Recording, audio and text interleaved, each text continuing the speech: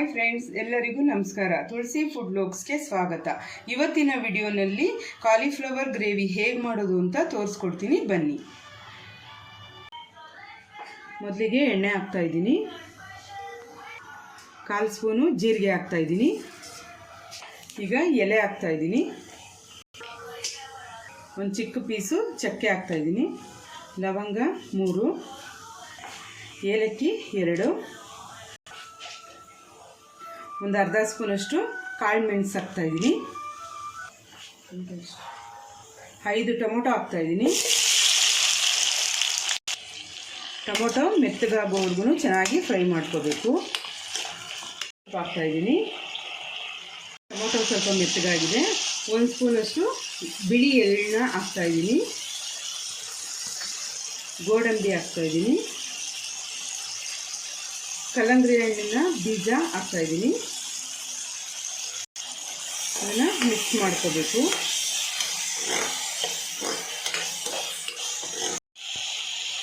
ಈಗ ಇದನ್ನು ತಣ್ಣಗಾಗೋಕ್ಕೆ ಬಿಟ್ಬಿಡ್ಬೇಕು ಫ್ರೆಂಡ್ಸ್. ಈಗ ಇದು ತಣ್ಣಗಾಗಿದೆ, ರುಬ್ಕೋಬೇಕು. ಅದೇ ಬಾಣಲಿಗೆ ಮತ್ತೆ ಎಣ್ಣೆ ಹಾಕ್ಕೊತಾ ಇದ್ದೀನಿ. ಈಗ 1/4 ಸ್ಪೂನಷ್ಟು ಅರಿಶಿನ, ಚಿಲ್ಲಿ ಪೌಡರ್ 2 ಸ್ಪೂನ್ ಹಾಕ್ಕೊಂಡಿದ್ದೀನಿ, ಧನಿಯಾ ಪೌಡರ್ 1 ಸ್ಪೂನು,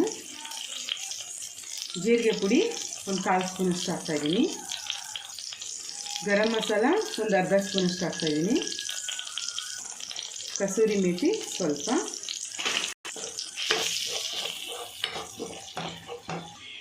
ಈಗ ರುಬ್ಬಿರೋದನ್ನು ಹಾಕ್ತಾಯಿದ್ದೀನಿ. ರುಚಿಗೆ ತಕ್ಕಷ್ಟು ಉಪ್ಪು ಹಾಕ್ತಾಯಿದ್ದೀನಿ. ಇದನ್ನು ಚೆನ್ನಾಗಿ ಮಿಕ್ಸ್ ಮಾಡ್ಕೋಬೇಕು. ನೋಡಿ ಫ್ರೆಂಡ್ಸ್, ಇಷ್ಟು ಗಟ್ಟಿ ಆದರೆ ಸಾಕು. ಸ್ಟವ್ ಆಫ್ ಮಾಡ್ಕೊಳ್ಳಿ. ಸ್ವಲ್ಪ ಎಣ್ಣೆ ಹಾಕ್ಕೊತಾ ಇದ್ದೀನಿ ಒಂದು ಪಾತ್ರೆಗೆ. ಈಗ ಕಾಲಿಫ್ಲವರ್ ಹಾಕ್ತಾಯಿದ್ದೀನಿ. ಇದಕ್ಕೆ ಸ್ವಲ್ಪ ಅರಿಶಿನ ಹಾಕ್ತಾಯಿದ್ದೀನಿ. ಸ್ವಲ್ಪ ನೀರು ಹಾಕಿ ಬೇಯಿಸ್ಕೋಬೇಕು ಇದನ್ನು. ಈಗ ಬೆಂದಿರೋಂಥ ಕಾಲಿಫ್ಲವರ್ನ ಗ್ರೇವಿನೆಲ್ಲ ಹಾಕ್ತಾಯಿದ್ದೀನಿ. ಇದಕ್ಕೆ ಎಷ್ಟು ಬೇಕೋ ಅಷ್ಟು ನೀರು ಹಾಕ್ಕೋಬೋದು.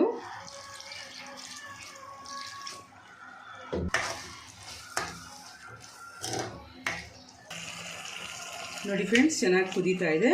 ಇದು ಈಗ ರೆಡಿಯಾಗಿದೆ.